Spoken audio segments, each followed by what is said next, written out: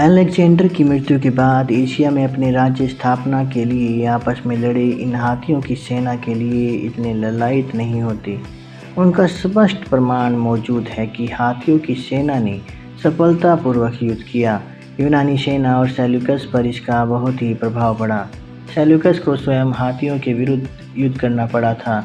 जब वह सीरिया के राज्य का अधिकारी हुआ तो उसने युद्ध के हाथी प्राप्त करने के लिए समस्त प्रांतों का बलिदान कर दिया। हाथियों को उसने अपने वंश का चिन्ह बनाया। अगर यह मान भी लिया जाए कि झेलम के युद्ध में एक बार हाथियों की सेना अस्त व्यस्त हो गई थी, उनमें से पोरस के चारों ओर लाकर एकत्रित कर दिए। पोरस ने युद्ध के लिए उनका नेतृत्व ग्रहण किया, जिसके कारण शत्रु सेना बुरी तरह से नष्ट हुई।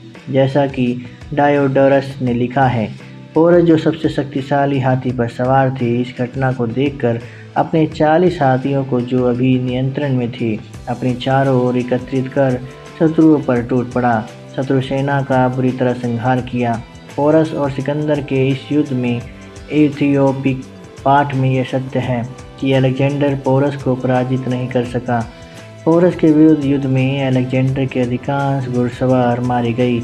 इस कारण उसकी सेना शोक में थी, कुत्तों के समान दैन्य स्वर में रोने और चिल्लाने लगी। सैनिकों ने अपने हाथियों से हथियारों को फेंक और अलेक्जेंडर का त्याग कर शत्रु की ओर जाना चाहा।